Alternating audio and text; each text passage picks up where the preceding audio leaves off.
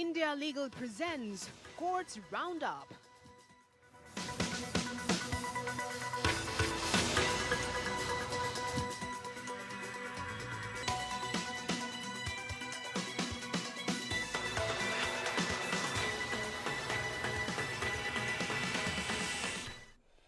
नमस्कार, courts roundup में आपका बहुत स्वागत है। मैं हूं आपके साथ नेहा दुबे। इस बुलेटिन में अगले आधे घंटे हम आपको कोर्ट से जुड़ी तमाम छोटी बड़ी खबरों से करवाएंगे रूबरू। कोर्ट की कार्रवाई और सुप्रीम कोर्ट से लेकर हाई कोर्ट्स और लोअर कोर्ट्स तक के फैसलों को रखेंगे आपके सामने।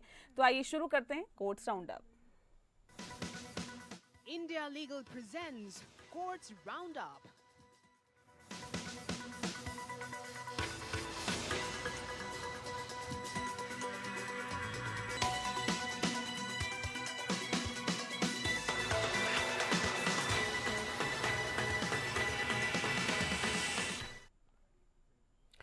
सनातन धर्म को लेकर टिप्पणी के मामले में, आपत्तिजनक टिप्पणी के मामले में आपको बता दें कि तमिलनाडु के उप मुख्यमंत्री जो हैं, इस पूरे मसले पर उदयनिधि स्टालिन को सुप्रीम कोर्ट से बड़ी राहत मिली है। सुप्रीम कोर्ट ने आदेश देते हुए कहा है कि कोर्ट की अनुमति के बिना इस मामले में कोई भी केस दर्ज नहीं होगा। सीजेआई जस्टिस संजीव खन्ना की अध्यक्षता वाली बेंच ने स्टालिन को गिरफ्तारी से मिली अंतरिम संरक्षण को भी बरकरार रखा है। साथ ही बिहार मामले में नए केस पर भी सुप्रीम कोर्ट ने नोटिस जारी करते हुए इस मामले की सुनवाई अप्रैल में तय कर दी है। दरअसल सनातन धर्म को लेकर आपत्तिजनक बयान के चलते कई राज्य में एफआईआर का सामना कर रही है तमिलनाडु के उप मुख्यमंत्री उदयनिधि स्टालिन जो हैं उन्होंने सुप्रीम कोर्ट में याचिका दाखिल कर उनके खिलाफ देश के विभिन्न हिस्सों में दर्ज एफआईआर को साथ जोड़े जाने की मांग की थी। और उदयनिधि ने सितंबर 2023 में एक सम्मेलन में कहा था कि सनातन धर्म सामाजिक न्याय और समानता के खिलाफ है, इसका उन्मूलन किया जाना चाहिए। उन्होंने सनातन धर्म की तुलना कोरोना वायरस, मलेरिया और डेंगू से करते हुए कहा था कि इसे नष्ट कर देना जाना चाहिए। स्टालिन की इस टिप्पणी को लेकर उनके खिलाफ महाराष्ट्र, बिहार, जम्मू और कर्नाटक सहित देश के विभिन्न हिस्सों में कई प्राथमिकियां दर्ज की गई है। वहीं दूसरी तरफ परिसीमन के मामले में उदयनिधि स्टालिन लगातार केंद्र सरकार पर निशाना साध रहे हैं। इस बाबत बीते दिनों डीएमके ने सर्वदलीय बैठक बुलाई थी, जिसमें तमिलनाडु की सभी छोटी बड़ी पार्टियों को न्योता दिया गया था।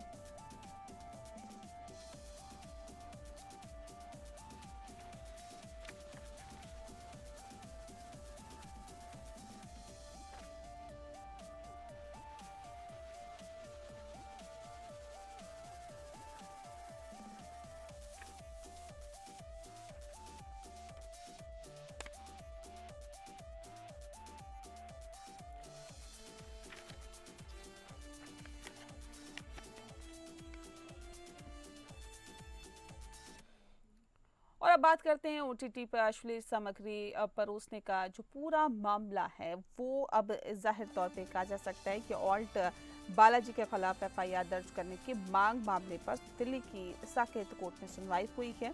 कोर्ट में दिल्ली पुलिस ने बताया है कि मामले में विस्तृत जांच की जरूरत है और ऐसे मामले में एक्शन टेकन रिपोर्ट दाखिल करने के लिए और समय दिया जाए। कोर्ट ने दिल्ली पुलिस को स्टेटस रिपोर्ट दाखिल करने की अतिरिक्त समय देते हुए मामले की अगली सुनवाई 21 जुलाई को तय कर दी है। वहीं अश्लील सामग्री दिखाने के लिए विदेशी सोशल मीडिया प्लेटफॉर्म नेटफ्लिक्स और एक्स के खिलाफ एफआईआर दर्ज करने की मांग मामले पर दिल्ली की साकेत कोर्ट ने दिल्ली पुलिस से मामले में एक्शन टेकन रिपोर्ट दाखिल करने का आदेश देते हुए मामले की अगली सुनवाई 22 मई को तय कर दी है। साकेत कोर्ट ने पुलिस को बताने को कहा है कि अगर कोई शिकायत दर्ज की गई है तो पुलिस ने उस पर क्या कार्रवाई की है, क्या शिकायतकर्ता द्वारा की गई शिकायत पर कोई जांच की गई है, क्या जांच के दौरान किसी संज्ञेय अपराध का गठित होना पाया गया। अगर किसी संज्ञेय अपराध का गठित होना पाया गया है तो क्या पुलिस द्वारा कोई एफआईआर दर्ज की गई है। दरअसल उदय महिरकर ने सोशल मीडिया प्लेटफॉर्म द्वारा अश्लील सामग्री दिखाने के खिलाफ शिकायत दाखिल कर एफआईआर दर्ज करने का निर्देश देने की मांग की गई है।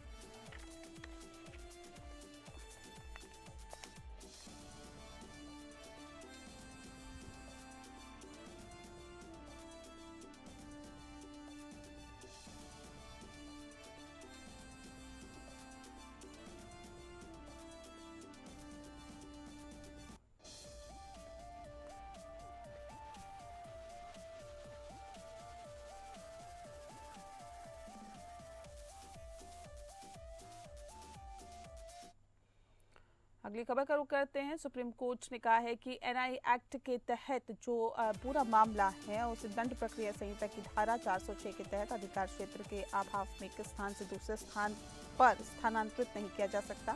एनआई एक्ट के तहत उक्त शिकायत पर सुनवाई करने के लिए क्षेत्रीय अधिकार क्षेत्र वाले न्यायालय में स्थानांतरण की मांग करते हुए सुप्रीम कोर्ट के समक्ष ट्रांसफर याचिकाओं का एक समूह दायर किया गया था। जस्टिस जेबी पारदीवाला और जस्टिस आर महादेवन की खंडपीठ ने 3 मुद्दों पर स्थानांतरण याचिकाओं को संबोधित किया है। पहला, क्या एनआई एक्ट की धारा 138 के तहत दायर की गई शिकायत को सीआरपीसी की धारा 406 के तहत शक्तियों के प्रयोग में एक न्यायालय से दूसरे न्यायालय में ट्रांसफर किया जा सकता है। इस आधार पर जिस न्यायालय में शिकायत दर्ज की गई है उसके क्षेत्राधिकार क्षेत्र का अभाव है। दूसरा ये कि ये मानते हुए कि न्यायालय के पास इस पर विचार करने के लिए प्रादेशिक क्षेत्राधिकार नहीं है, क्या यह न्यायालय सीआरपीसी की धारा 406 के तहत शक्तियों के प्रयोग में शिकायत को प्रादेशिक क्षेत्राधिकार वाले न्यायालय में स्थानांतरित करने की अनुमति देता है। तीसरा ये कि क्या न्याय के उद्देश्यों के लिए अभिव्यक्ति का ये अर्थ यह है कि ये न्यायालय सीआरपीसी की धारा 406 के तहत किसी भी आपराधिक मामले या अपील को किसी भी न्यायालय में स्थानांतरित कर सकता है। इनकार का जवाब देते हुए न्यायालय ने आदेश दिया है, हमारा अंतिम निष्कर्ष यह है कि हमने खुद को बहुत स्पष्ट कर दिया है कि सीआरपीसी की धारा 406 के उद्देश्य के लिए प्रादेशिक क्षेत्राधिकार का मुद्दा नहीं उठाया जा सकता। सीआरपीसी की धारा 406 के तहत किसी भी मामले या कार्रवाई के हस्तांतरण के उद्देश्य के लिए मामला न्याय के उद्देश्यों के लिए समीचीन अभिव्यक्ति के दायरे में आना चाहिए। न्यायालय ने कहा है कि अभिव्यक्ति की केवल कठिनाइयां हस्तांतरण का आधार नहीं है। सभी ट्रांसफर याचिकाओं का निपटारा कर दिया गया।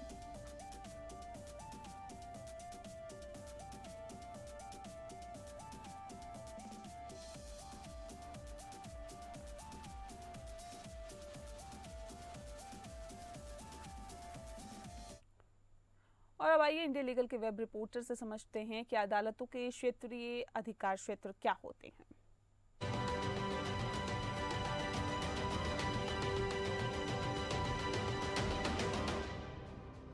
एक लीगल केस को एक ज्यूरिसडिक्शन से दूसरे ज्यूरिसडिक्शन में ट्रांसफ़र किया जा सकता है। भारत में सुप्रीम कोर्ट के पास section 406 of the CrPC code of criminal procedure के अंदर 1973 के तहत ये अधिकार है कि वो केस और अपील्स को ट्रांसफ़र कर सकते हैं जब ये न्याय के हित में आवश्यक हो। ये प्रावधान सुप्रीम कोर्ट को ये सुनिश्चित करने की अनुमति देता है कि अगर किसी मामले में इम्पार्शियलिटी, निष्पक्षता पर सवाल उठाते हैं, न्याय प्राप्त करने में गंभीर चिंतनीय है तो केस को दूसरे ज्यूरिसडिक्शन में ट्रांसफ़र किया जा सकता है। लेकिन सुप्रीम कोर्ट ने स्पष्ट किया है कि केवल टेरिटोरियल ज्यूरिसडिक्शन की कमी अपने आप में ऐसे ट्रांसफ़र के लिए पर्याप्त आधार नहीं है।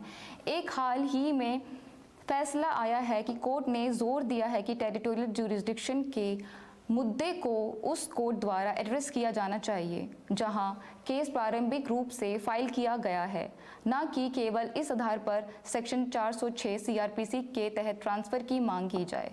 कोर्ट ने कहा है कि न्याय के हित में आवश्यक संवादावली उन परिस्थितियों में संभावित करी जा सकती है जहां एक निष्पक्षता और नेट ट्रायल करते हैं, लेकिन केवल टेरिटोरियल ज्यूरिसडिक्शन की कमी तक सीमित नहीं है। इसलिए सुप्रीम कोर्ट केसेस को न्याय को बनाने रखने के लिए ट्रांसफ़र कर सकती हैं, लेकिन ऐसे ट्रांसफ़र्स आमतौर पर परिस्थितियों के लिए रखे जाते हैं। For more such legal updates please follow India legal. में आगे बढ़ते हैं और अब बात करते हैं धारा 306 से जुड़े हुए मामले की। बता दें आपको कि धारा 306 से जुड़ा हुआ ये पूरा मामला है। सुप्रीम कोर्ट ने एक व्यक्ति की दोष सिद्धि को खारिज कर दिया है और बताया भी जा रहा है कि जिस पर मृतक को आपत्तिजनक तस्वीरों को वीडियो का इस्तेमाल करके ब्लैकमेल करके आत्महत्या के लिए उकसाने का अपराध करने का आरोप था। कोर्ट ने कहा है कि आईपीसी की धारा 306 के तहत आत्महत्या के लिए उकसाने के अपराध को लागू करने के लिए अभियोजन पक्ष को आत्महत्या के लिए उकसाने साजिश रचने या जानबूझकर मदद करने के स्पष्ट इरादे साबित करने होंगे। कोर्ट ने कहा है कि केवल उत्पीड़न या मतभेद पर्याप्त नहीं है जब तक कि आत्महत्या के लिए प्रेरित करने वाला कोई आसन्न कार्य न हो। कोर्ट ने कहा है कि आत्महत्या के लिए उकसाने में किसी व्यक्ति को उकसाने या जानबूझकर किसी व्यक्ति को किसी काम को करने में मदद करने की मानसिक प्रक्रिया शामिल है। आत्महत्या करने के लिए उकसाने या मदद करने के लिए आरोपी की ओर से सकारात्मक कार्रवाई के बिना दोषी सिद्धि कायम नहीं रह सकती है। इसके अलावा धारा 306 आईपीसी के तहत किसी व्यक्ति को दोषी ठहराने के लिए अपराध करने के लिए स्पष्ट मानसिकता होनी चाहिए। इसके अलावा इस बात पर कि क्या सुसाइड नोट दोष सिद्धि के लिए एकमात्र आधार बन सकता है, कोर्ट ने उत्तर दिया है कि अकेले सुसाइड नोट उकसावे को स्थापित करने के लिए पर्याप्त नहीं है जब तक कि अन्य साक्ष्य द्वारा इसकी पुष्टि न हो। कोर्ट ने कहा है कि सुसाइड नोट की प्रामाणिकता साबित होनी चाहिए और हस्तलेखन विशेषज्ञ से कोर्ट में जांच की जानी चाहिए। जस्टिस अभय एस ओका और जस्टिस उज्जवल भोयान की पीठ अपीलकर्ता द्वारा दायर अपील पर सुनवाई कर रही थी, जिसे मृतक को आत्महत्या के लिए उकसाने के लिए धारा 306 आईपीसी के तहत दोषी ठहराया गया था, जिसमें मृतक को एक महिला सहकर्मी के साथ उसकी समझौता की गई तस्वीरों और वीडियो का उपयोग करके कथित तौर पर ब्लैकमेल किया गया था। न्यायालय ने अपील को स्वीकार कर लिया और अपीलकर्ताओं को दोष सिद्धि को रद्द कर दिया है।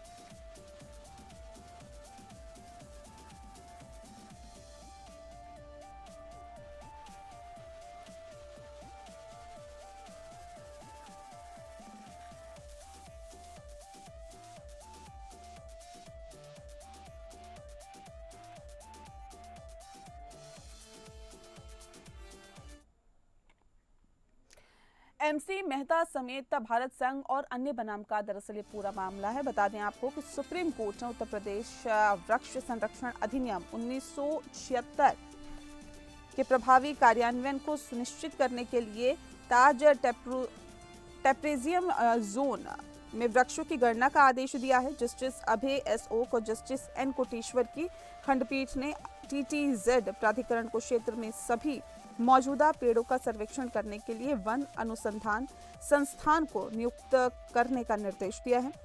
अदालत ने इस बात पर जोर दिया है कि 1976 का अधिनियम पेड़ों की सुरक्षा के लिए है और इसके प्रावधान जैसे कि कटाई से पहले अनुमति लेना और उल्लंघन के लिए दंड लगाना केवल तभी लागू किए जा सकते हैं जब मौजूदा पेड़ों का सटीक रिकॉर्ड हो।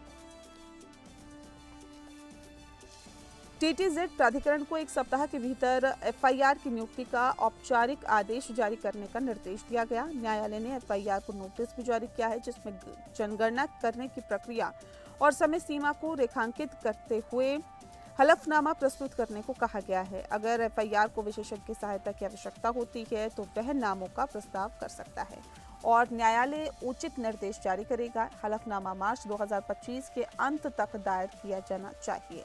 न्यायालय ने यह भी स्पष्ट किया है कि सभी स्थानीय प्राधिकरण, राज्य सरकार और टीटीजेड प्राधिकरणों को वृक्ष गणना करने में एफआईआर के साथ पूर्ण सहयोग करना चाहिए।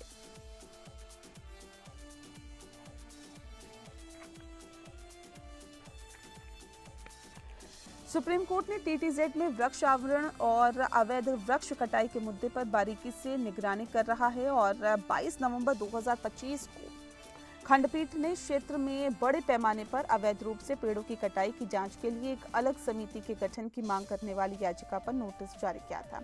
अपने आदेश में अदालत ने स्पष्ट किया कि 8 मई 2015 का आदेश, जिसमें ये शर्त लगाई गई है कि टीटीजेड प्राधिकरण ये सुनिश्चित करेगा कि टीटीजेड क्षेत्र के भीतर पेड़ों की कटाई सुप्रीम कोर्ट की पूर्व अनुमति के बिना न हो, लागू रहेगा। इसमें यह भी फैसला सुनाया गया है कि कृषि वानिकी के लिए 1976 के अधिनियम के प्रावधान लागू रहेंगे, जिसका अर्थ है कि आवश्यक अनुमति अभी भी प्राप्त की जानी चाहिए किसी भी पेड़ को काटने से पहले।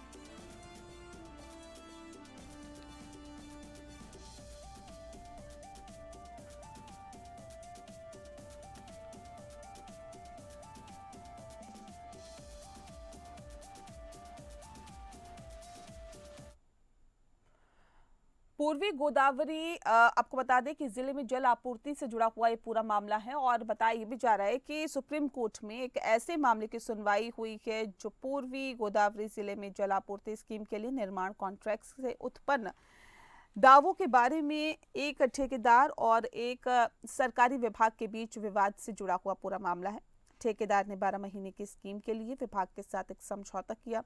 कुछ मसले पैदा हुए जिसके कारण मध्यस्थ की नियुक्ति हुई है और बताया भी जा रहा है कि ठेकेदार ने मध्यस्थ के सामने 13 दावे किए हैं। मध्यस्थ ने अधिकांश दावों को स्वीकार कर लिया, लेकिन कुछ को अस्वीकार कर दिया है। मध्यस्थ ने ठेकेदारों के साक्ष्य के आधार पर भूमि का मूल्य 3,25,000 रुपये प्रति एकड़ निर्धारित किया है, जिसमें विभाग के कम मूल्यांकन को नजरअंदाज कर दिया है। जिला जज ने कुछ दावों को अस्वीकार कर दिया है, जिसमें कहा गया है कि मध्यस्थ के पास प्रारंभिक दावा बयान करने के बाद भी किए गए दावों पर विचार करने का अधिकार नहीं है।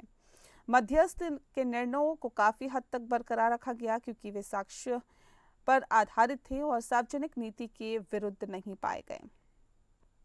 विभाग द्वारा प्रति साक्ष्य प्रदान न करने से उसके मामले को कमजोर कर दिया गया। आंध्र प्रदेश हाईकोर्ट ने ठेकेदार के अधिकांश दावों पर फैसला किया है।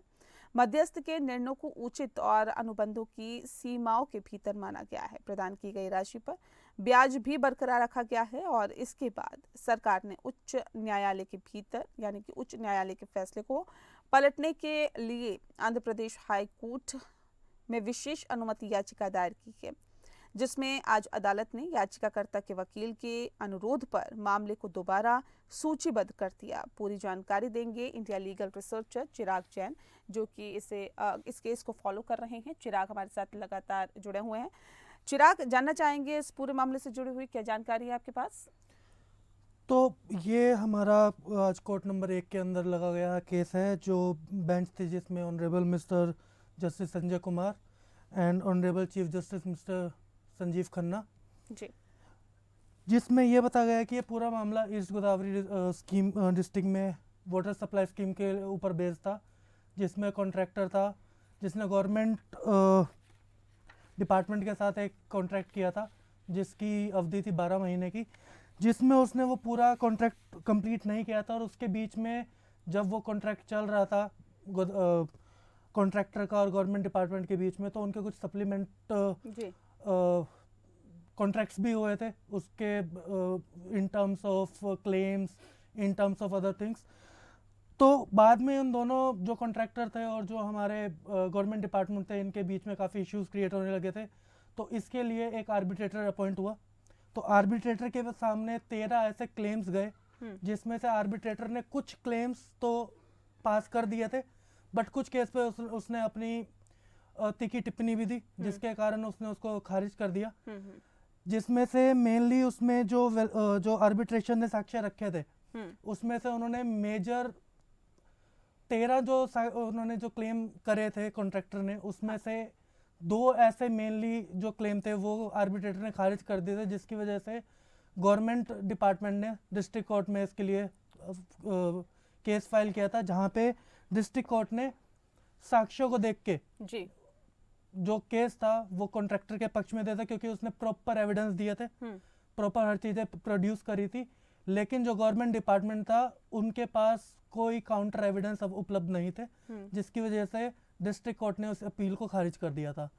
तो हाई कोर्ट ने भी इस चीज़ को अपहेल्ड रखा। तो अभी ये केस सुप्रीम कोर्ट के पास गया, तो सुप्रीम कोर्ट ने के पास आज की जो कार्रवाई हुई है कोर्ट में, तो ऑनरेबल जस्टिस संजय कुमार जी ने इस केस पे दोबारा रीलिस्ट किया था, क्योंकि जो पैटिशनर के एडवोकेट थे किसी इमरजेंसी के कारण से उपलब्ध नहीं हो पाया था कोर्ट में, तो उन्होंने ये केस रीलिस्ट कर दिया 5 मई को। तो अब यही वेट है कि क्योंकि रिस्पोंडेंट ने इसके लिए बोला है कि अगर ये 5 मई को जो कोर्ट प्रोसीडिंग होगी, माइट भी वो कोर्ट प्रोसीडिंग में ये फाइनल जजमेंट आ सकता है, क्या रह सकता है। लेकिन अभी के लिए यही है कि जो अभी ये कोर्ट रिलीज हुआ है केस 5 मई को। ठीक है, बहुत शुक्रिया आपका चिराग, तमाम जानकारी हम तक पहुंचाने के लिए। और अगली खबर का रुख करते हैं, हज यात्रा से जुड़ी हुई अगली खबर है। बता दें आपको कि हज यात्रा के लिए हवाई यात्रा के पूरे मसले पर सुनवाई कोर्ट में हुई है और बताया ये भी जा रहा है कि इसकी कीमत पर सवाल उठाने वाली याचिका पर सरकार से 1 हफ्ते में निर्णय लेने के लिए सुप्रीम कोर्ट ने कहा है। सुप्रीम कोर्ट ने यह भी आदेश दिया है कि केंद्र सरकार की ओर से दिए गए बयान के बाद जिसमें ये कहा गया है कि हवाई जहाज के किराए को लेकर सवाल जो उठाए गए हैं उसकी जांच की जाएगी। और सरकार के निर्णय के कारणों को साइट पर अपलोड भी किया जाएगा ताकि ये दिखाया जा सके कि कालीकट जेद्दा की हज यात्रा केरल के अन्य जगहों से की जाने वाली यात्रा की तुलना में अधिक महंगी क्यों है। जस्टिस सूर्यकांत की अध्यक्षता वाली बेंच ने कहा है कि याचिकाकर्ताओं के मुताबिक 85,000 की जगह 1 लाख का किराया लिया जा रहा है। इस आधार पर यह मनमाना है। हालांकि कोर्ट ने कहा है कि इस बात पर विवाद नहीं है कि किराया अल्पसंख्यक मामलों के मंत्रालय द्वारा तय किया जाता है। ऐसे में नीतिगत विषय में कोर्ट द्वारा कोई राय व्यक्त करना उचित नहीं है। यदि कोर्ट द्वारा याचिका को अस्वीकार कर दिया जाता है तो ये हज यात्रियों के लिए प्रतिकूल होगा और उन्हें कठिनाई का सामना करना पड़ेगा। दरअसल कालीकट से रवाना होकर जेद्दा पहुंचने वाली हज यात्रा के लिए 1 लाख के हवाई किराए की कीमत पर सवाल उठाते हुए सुप्रीम कोर्ट में याचिका दाखिल की गई थी।